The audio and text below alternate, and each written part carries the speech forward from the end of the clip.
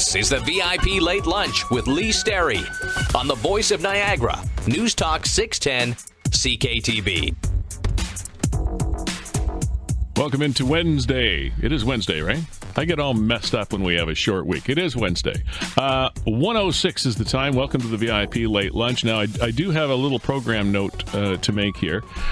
What we would have been normally doing here is to bring in another edition of Shades of Broken, which is our fellow Shane Flanagan. We've switched Wednesdays. Shane will be in for edition number, I think it's 11, for heaven's sake, next Wednesday. But right now, we're kicking off a new program here on the VIP Late Lunch, and I'm excited to have this gentleman in the room. His name is Michael Skrtich.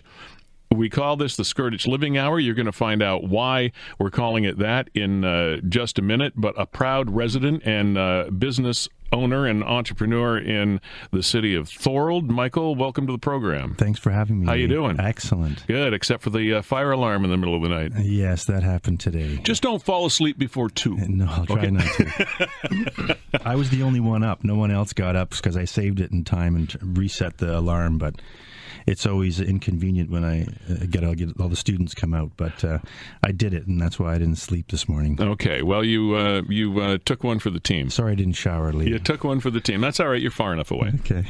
I have the air conditioning on. That's all good. So we have a number of things to cover here today. We want to find out more about Skrtich Living. We want to find out more about your cheerleading for Thorold, which is pretty amazing, the things that you've accomplished there. We want to find out about that and why. We also want to find out a little bit more about you, because you're an interesting story in and of yourself, just regardless of all of the other things going on. But let's back up and go to the goal of this program. Why are you here? I'm here to promote Downtown Thorold. I mean, I want to make it a destination.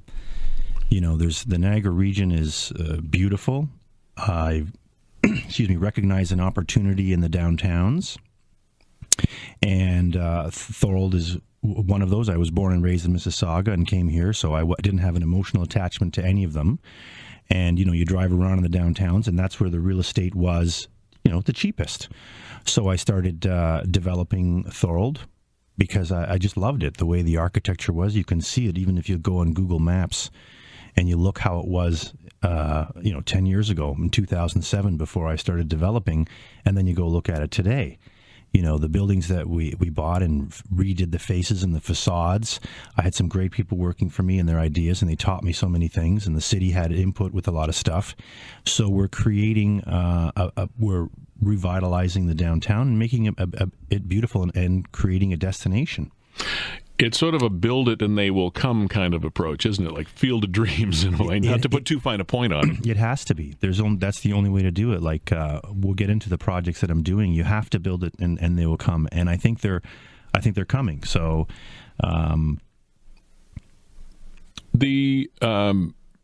the core of your business has been, I know there are some new things on your planning board, and we'll get to that before the hour is out as well. Sure.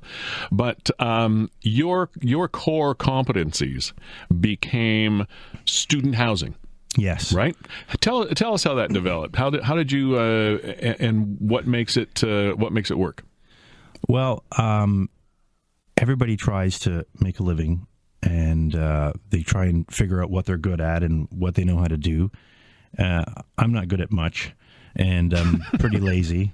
So I tried to figure out a way that you can work hard and then make money later. So I started off as I did multiple different things. I mean, of course, I failed university. All different kinds of jobs. My favorite job was selling tours. That's where you really learn humility, because you say the wrong thing all the time to people, and you correct yourself. And they will catch you. Yes, they will. Yep. And you learn. Been there. Yeah. You become courageous. You learn how to sell. And dance. Yeah, all of those things. And it was just, and if it was commission only before all the minimum wage came in, so you ate what you killed. Mm-hmm. So that was like the best training for me. Before that, I was a croupier in the charity casinos, if those were revolving everywhere. So there was always work that you could find. And then I was a landscaper for a couple of years and just odd jobs. I think I drove a taxi for a day. And then I started doing a route after delivering, stuff for them because I needed a job. And then the tour one came after the stint in the States. And one of the winters, because you're laid off for the winter, so you collect unemployment. The first winter, I played hearts, spades, and euchre online. It was a lot of fun. And then the second winter, I put $500 on the internet online poker. So having come from that industry, like I said, I was a dealer and I was dealing Texas Hold'em before it even came to the charity casinos, and I knew all the players and the great players. And I started learning I couldn't believe how bad the players were, and I actually started making money every single day. And then, of course, you realize you're not that good once the limits you go up. So I had to teach myself. Read a bunch of books, called my two teachers were a guy named Junior and Alex, and I said, listen, I'm making a mistake here. What am I doing? They said, you got to do the re-raise, or you got to check re-raise. The simple terminologies for poker, right? And you got better. I got better at it. But you didn't just count on lady luck. You learned about what you were doing. It's definitely a skill. It's a science. Without a doubt it is. And it went really good. I made money every single day. I worked for about 15 minutes, and then the rest of the time I read for about 8 hours. And when I first started reading... A noble pursuit. Yeah, you got to teach myself something because there's nothing in my brain, right? So I started reading Conrad Black's book, FDR, and I got to page 11 and realized I was an idiot. So, okay, I got to go back to page 1. I underlined every single word I didn't know the exact definition to, put it on a piece of paper on the wall, walked for an hour a day, and I learned about 1,000 words. So when you learn words, you learn concepts, ideas, how to think. So, and then of course at the same time, you're learning about history, you're learning about economics. Did you find that motivating when you did that? Absolutely. Absolutely learning. I was just in a learning craze. Like, it happens to everyone in their lifetime, just don't know when, Mm-hmm. Hopefully kids get that phase when they're in university. It happened later in life for me. So I love to learn. It was great. And in the meantime, I learned that half the world's wealth is in real estate. So that's an important key that, if you can get into that game, you can, it's residual income, and if you can figure that one out. So back in, I can't remember the date, but it was on a Tuesday, and the American government disallowed everyone from playing online. Yeah, the gaming world changed. Black Tuesday or whatever it is you guys called it. Yes. So now there's no more fish in the sea, mm-hmm. and you're playing against sharks. So, and then the guys who are really smart wrote apps to how to play this way, how to play that way. So now you're playing against other computers and other guys that have writing programs. It's not their skill, which is fair if everyone has that same information, and it's sure. Still fair. But I didn't want to learn it. I decided to make a career change. Do I learn that, or do I go into real estate? So then I decided to go into real estate.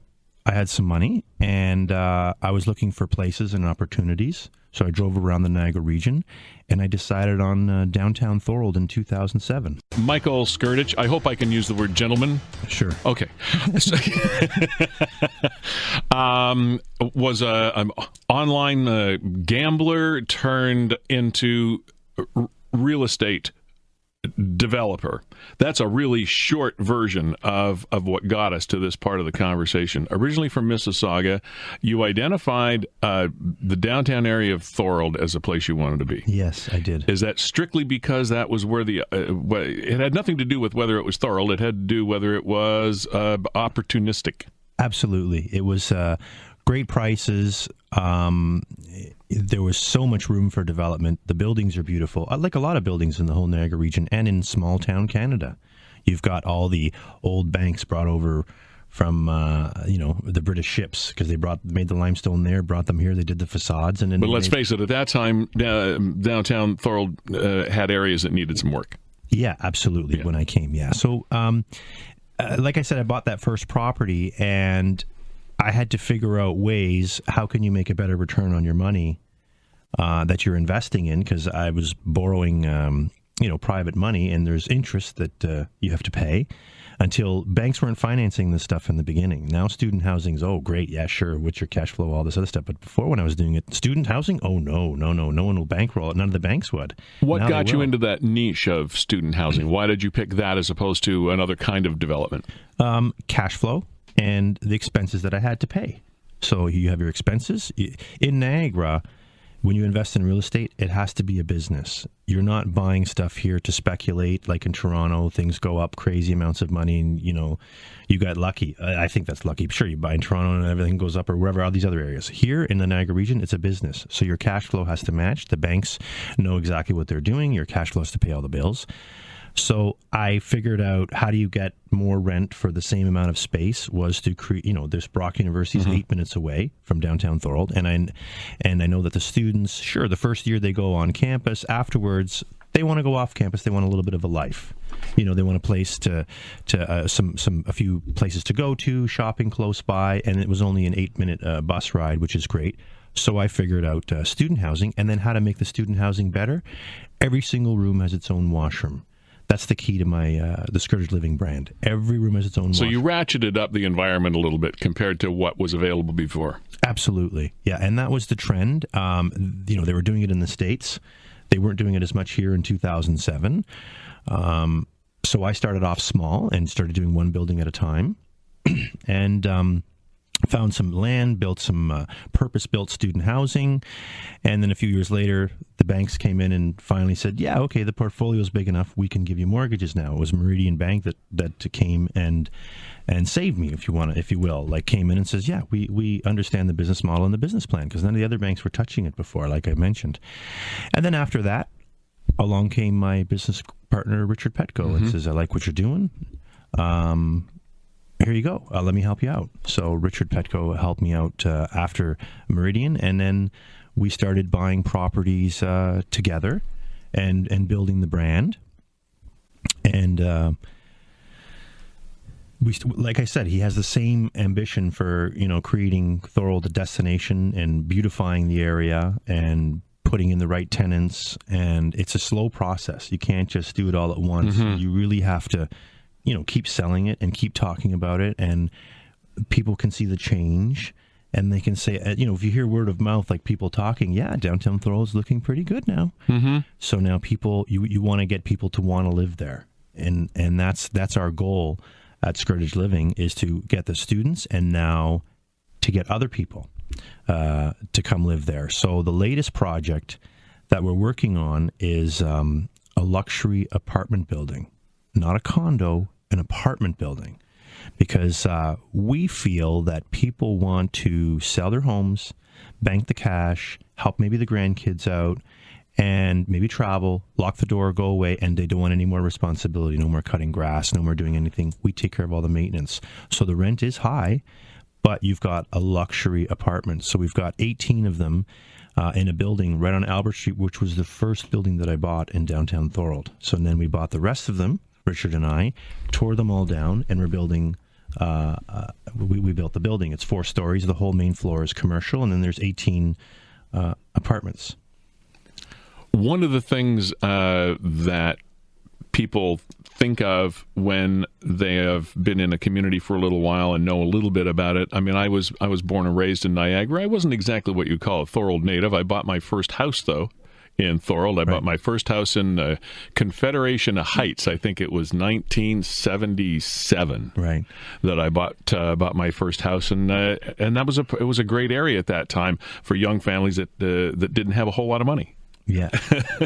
Absolutely. And so managed to scrape it together and enjoy living in the area. And man, have things ever evolved over time. Those subdivisions have changed so much, and there's so much added to it.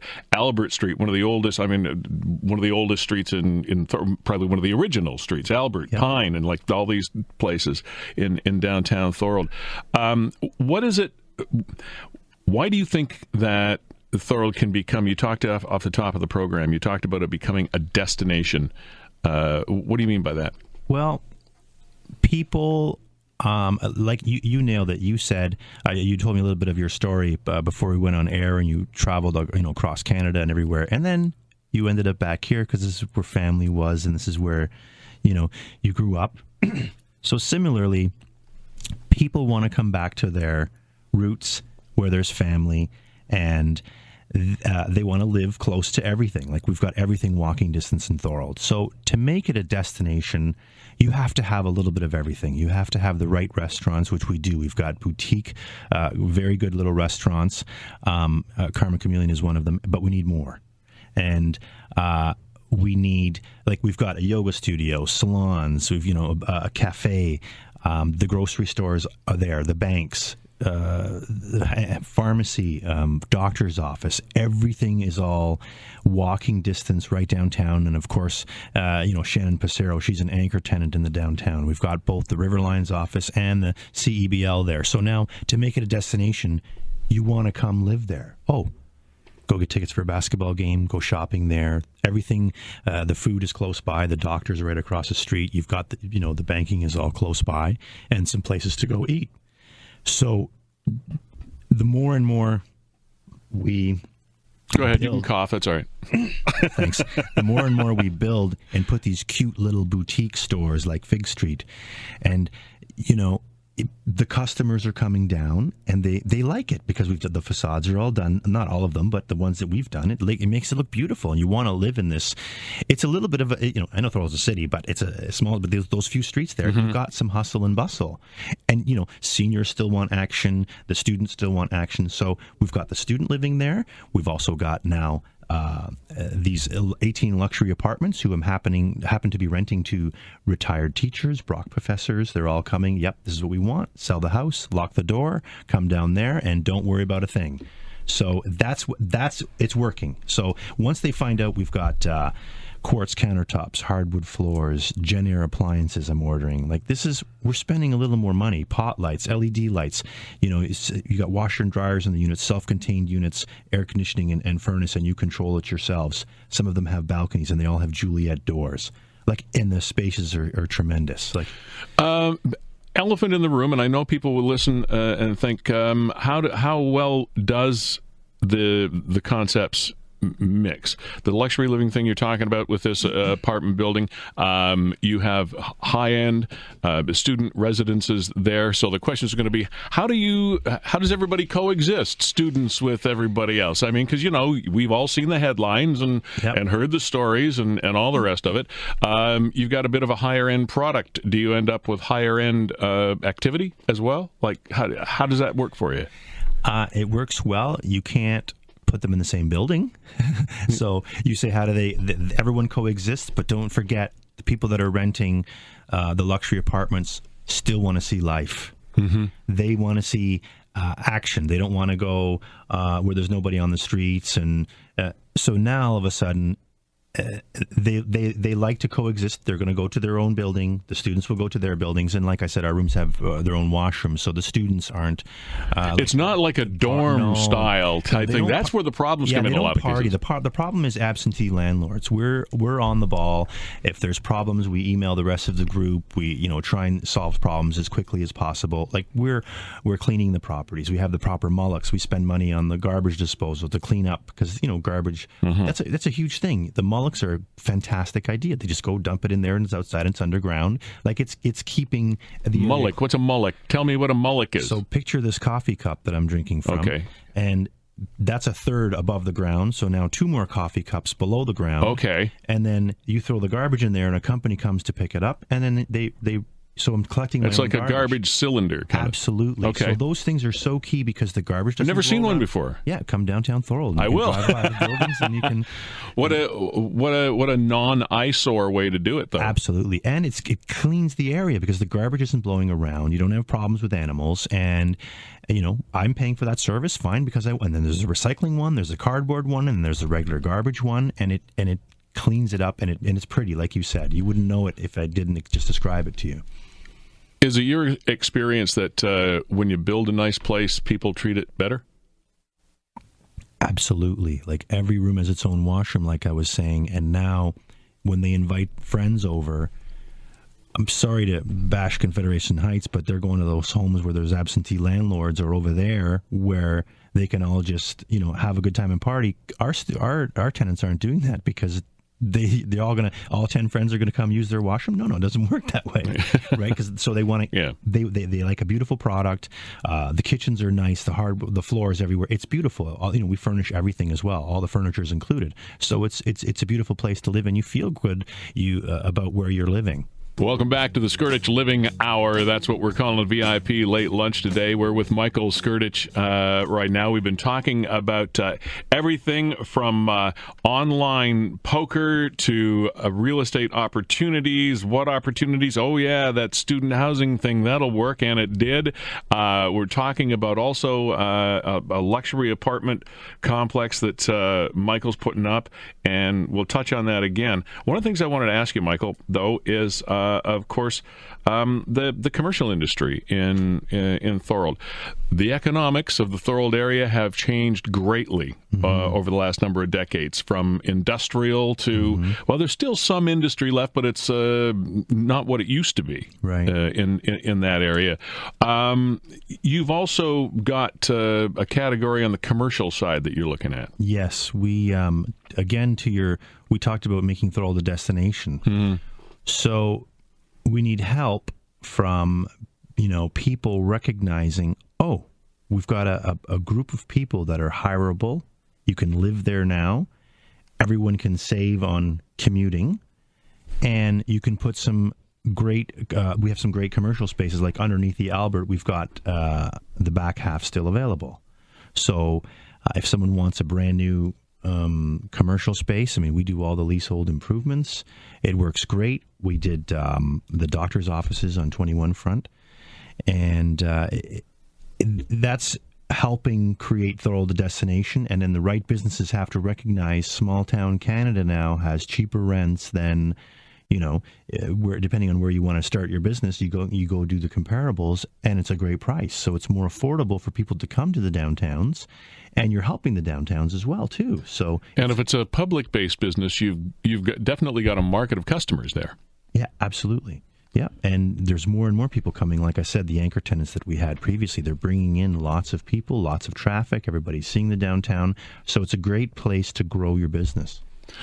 What kind of I guess the sky is the limit, but I'll ask this silly question anyway. What kind of businesses do you envision as a really good fit for the kind of spaces you're talking about? Well, we've got, I personally single-handedly caused the parking problem, of course, in downtown Thorold.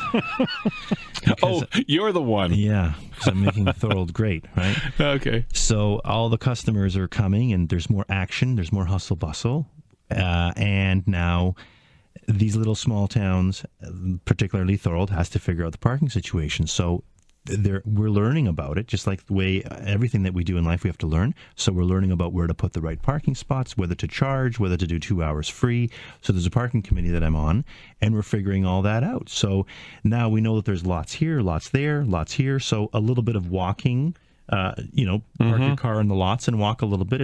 Everyone has to do it everywhere anyway. Sure. So the kind of places that your question was, what kind of commercial tenants? Spaces, yeah. So we're thinking of putting a space in the back that's you can have multiple small business in. Like the WeWork kind of places. So say you got some a lawyer, an accountant, and these people, they want to share some space. They only need a few offices. They still want a grand, beautiful office. Some guy who started a marketing company.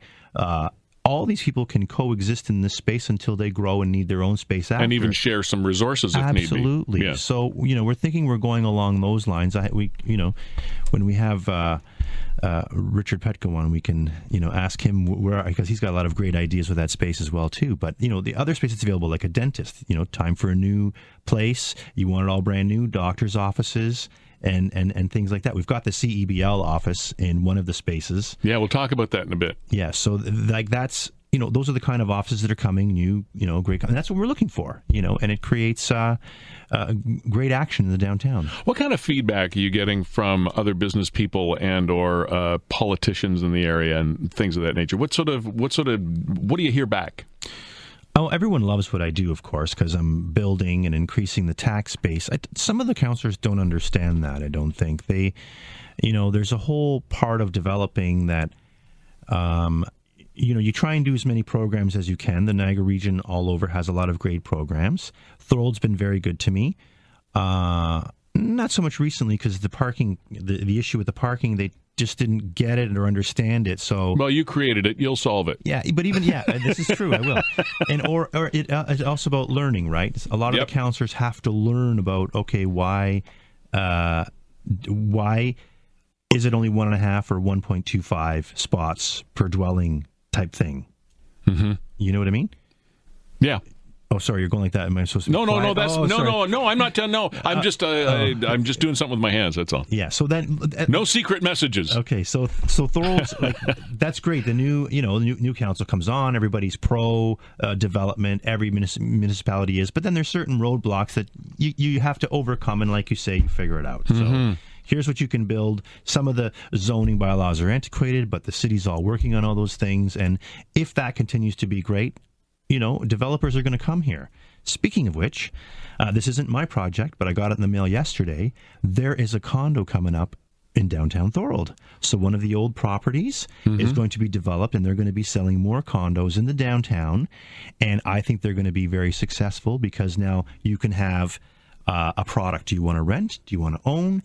The same points I was making before, you can walk downtown and do all your things, and you're still close. And this is somebody else. This is another developer, not you. Our development, but I got it in the mail today because they have to mail it to everyone in the area. Sure, it's phenomenal, and I'm going to write a letter of support because the people is the recipe. You got to add more people, and there's always eyes on the streets. Like Jane Jacobs says, and that's how you create a beautiful city. Coming up, we're going to actually, you've heard Michael talk about the CEBL. We'll expand that, an acronym for you, in just a bit and touch on that. Another interest of Michael's. A gentleman was supposed to be with us today, actually, Richard Petco, that we've been talking about, owner of the River Lions. And that's another exciting Thorold business focus. Really. Yes. Yes, it's a professional sporting team, but it's got a lot of Thorold focus, right? Dead center, so we'll touch on that. We want to run from ourselves. There you go. Yeah. Touch on the CEBL thing that you've heard Michael Skrtich refer to a couple of times in this hour. And this comes full circle back to Richard Petco, owner of the Niagara River Lions, also a partner with Michael on projects, etc., including the River Lions. And it's a big change. We talked to Richard, oh my gosh, I can't remember, a number of months ago when the announcement came out that the new league is being formed, the Canadian Elite Basketball League is being formed. Not only is the head of the River Lions, head office of the River Lions in Thorold, the head of this league is also in Thorold. The league for across the country is in Thorold. Yes, absolutely. Sorry he couldn't come. I think he got a paper clip. I'm not paper cut. I'm paper not sure. cut? Yeah. Okay, a little sensitive. Yeah. So, sorry, Richard. Only kidding. I'm not. Okay. We have our businesses downtown because, of course, we're promoting Thorold. We want all the action there, too, like we talked about, having a destination. And the Niagara River Lions office is downtown. We renovated the old police station, if you remember. And it was a bank at one time as well. Oh, a beautiful office. You got to go in there and take a look at it. I will. I haven't been in. Yo, come down. Call me and I'll give you a tour. Okay. And then, of course, the new league that Richard started. I'm only partner in the Niagara River Lions. Richard is the running the whole and owning the whole league. He's the commish. He is the CEBL, Canadian Elite Basketball League of Canada, and it's going to be a Canada-wide, and it's going to be so exciting. Just like I didn't know much about sports. Of course, Richard, we just finished telling you the story. Came along and says, "Hey, you're coming in on this." On this business venture because it's going to be great for downtown Thorold. And I says, okay, fine. So I learned about basketball, and I love it. And I've got my courtside tickets, and nothing beats watching live sports. I don't have as much time to watch sports on television, but I'm telling you, when you watch a live game, and especially at the Meridian Center, it's so well built, that Meridian Center. And yeah, it is a wonderful facility, no question. Oh yeah, and the product that we put on it's so entertaining. It's a lot of fun, and it's really exciting, Last season, I did a weekly thing with Joe Rasso, the former head coach, and we just had great fun. He was a good guy, and I know there were some parts of the season that were frustrating, others that went great. The schedule and the travel was a bit of a killer at times, and I guess you're always at the mercy of what buildings are available when to play in. Yeah, that's not going to happen anymore because it's going to be a summer league. You're not competing with hockey. We think the people are going to come out. So now you're going to have games on 2 set dates. You have to ask Richard for the details, but I think it's going to I will when he comes in to join us. Wednesday and Saturdays, I believe. So people will know summertime. Here you go. Get your season's tickets, and you'll know which games you can go because your vacations. Maybe a split up a season pair with another family that can't miss. They can go to half the games. You can go to the other half of the games. Air conditioned inside. You've got all the restaurants and everything in downtown St. Catharines. It's a great experience. And then don't forget, all across Canada. So now the schedule is going to be great. Travel. They'll figure all that travel out all across Canada, and you're going to be playing with a lot more Canadian players because the guys in the European League, they got to play somewhere in the summer. And there's going to be some nice regional core rivalries going on too. There's Hamilton, there's Guelph, there's Niagara. I mean, there's sort of a core of teams that are all within spitting distance of one another, and it could create some pretty decent rivalries. Yeah, I think so too. I think it's now you throw Edmonton in the mix, and that's another whole because they're in there too. Yeah. So imagine now. Because it's across Canada, you're going to have the people from Edmonton that have come back here cheering for their team, and you're going to have lots of people. They're really excited out west. I mean, when I talk to Mike Morreale and all the guys, because they're all downtown. I mean, you see everybody when you're walking by how things are going, and they give you snippets of it, and everybody's really excited and passionate about building this new league. Stay tuned. Canadian Elite Basketball League coming soon, and when we do get Richard in here, we'll go into it a little deeper and find out the details and how the team's coming and what the plans are and all that. We'll let him speak to that. This is the Skrtich Living Hour. What I wanted to do, Michael, before we run out of time, is if we've twigged some interest on a lot of different levels here, be they potential commercial tenants for the space in Thorold we're looking at, people interested in the, what's your name for the high-end apartment building? The Albert Apartments. The Albert Apartments. Yep. Or indeed, of course, the original core product, which I didn't see a lot of availability. Your student housing is pretty full right now. Yes, we've got a great product, a great brand. People want to live in Thorold because it's very controllable. We're doing another student housing project we can talk about in the next week. We're coming back in 2 weeks. Couple weeks, yeah. So we can talk about that one there too. And it's a purpose-built product that everybody really likes, and the kids are happy, and we're maintaining them, and we give service. So it's. How can we find out? How can our listeners find out more about you or get in touch or whatever? What's the contact information? Well, I'm not on any social media. Sorry about that. No, don't be sorry. You're probably smart. Yeah. You don't get angry tweets in the middle of the night? Facebook what? No, I don't have that stuff. See, again, being lazy, not getting on the internet things. So I would go to www.thealbertapartments.ca to take a look at the 6 different suite types. The rents are there, and you could see the sizes of it. Of course, we're just starting to rent them now, so I can't. The pictures of progress are going up slowly because I think today they're putting in the quartz countertops.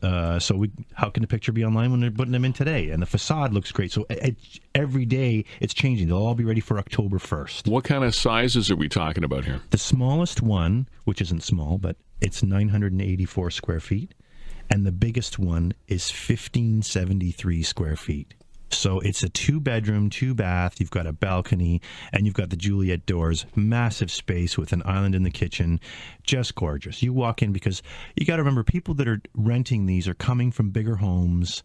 They're downsizing. So the average is about 1,300 square feet on the other 3 or 4 units. So they're downsizing. They don't want to be crammed in. They've lived in their homes for a really long time. They need to throw a lot of stuff out. Can't take too much with them, even though these spaces are big. But that's how it is when people have homes. So now they got to make that transition, and psychologically it's better if the space is bigger and they come in and they're not giving up any luxury. Do they go the home they've been in for 20 years? Do they renovate it? Do they spend $50,000 putting in new kitchen, hardwood floor, this and that? They still got to cut the grass. They still got to shovel the snow. Save that cash, pay rent, and go on vacation. And again, correct me if I'm wrong, this is not the kind of area where you've got condo fees on top of it. You just pay rent. Is that correct? Just pay rent. You pay your own hydro and gas, and we take care of the rest. We're putting a little because of the. I'm learning because I'm I'm renting these units and I'm asking the people what they want. So the people have said, well, my mom, she has a green thumb. She likes to go in the garden. She wants to go outside and have her coffee, and she wants to still grow stuff. I said, you know what? I'm going to put a garden on the rooftop, and I'm going to put everyone's got their own special plot, and you can grow your tomatoes, zucchini, whatever you want, peppers. So there'll be 18 special units. I'll bet a lot of people show an interest in that. Of course, that's where I got it from. People are saying, if there was a spot to garden, we're going to put it on. So I just did that recently. I called Emilio Raimondo, the architect, and says, Emilio, get it done. And he's like, sure. And I still want flowers around the side and a gazebo and a rooftop. How many floors is the building, by the way? It's only 4. The first one is all the commercial, and then there's 3 floors above. Again, it would be great if Thorold had a lot of what Welland allows, for example, and you can go higher. And, like I said, the bylaws are a little bit different. We're learning this stuff. The city of Thorold is learning these things, and so that we can expand. And that may change as zoning things happen over time. The city's working on it all. It just takes time to do it all, and that's a key part of investing too. But 4 floors is kind of a. I've lived in we used to call them low-rise apartment buildings back in the early days, right? And there's something more. There's something a little bit like community about those, instead of 30 floors or whatever the heck it is. Especially being from this area, you'd be surprised. I already found out some of the tenants that I'm renting to already know the other tenants. It's so funny. There you go. It's like, but everyone wants to come back to their roots, like what you said before. Live in the area, and they're retiring here. And not to say we wouldn't rent to young professionals too. I mean, come on down. We're renting to everybody. We don't discriminate. So, I mean, as long as you can afford the rent. Well, that is a prerequisite. Yeah. Also, the idea of commercial on the bottom and residential above gives an awful lot of, the potential anyway, for variety for the people that do live there. Absolutely. And action. People are seeing people come and go, the different businesses. They're all going to, give them all business and do what they can. And it works out well. Like the mixed use stuff. It's very urban planning. It's very buys into the idea. How I have this philosophy. It's a little bit crazy, but I think that everything goes in cycles, right? So we started off with the downtowns. Everything was hustle bustle. Then we went to the plazas. Then we went to the malls. Then we went to the big box stores. Amazon comes along. Now we're going to go back to the downtown, right? Because now Amazon's slowly putting all the big box stores out of business, and that's the Amazon effect that's happening. So now what are you going to do? We get more boutique-y. We get a little bit more cocoonish. Yep. A lot of delivery guys coming to all the buildings, and in the downtown, and you walk in and go get your things here. Everything comes delivered online, clickety-click, and it's great. So, Michael Skrtich, thanks for being here. The hour went in a hurry. We'll do it in a couple of weeks. That sounds great, Lee. Thanks for having me. My pleasure. The Skrtich Living Hour. Check him out.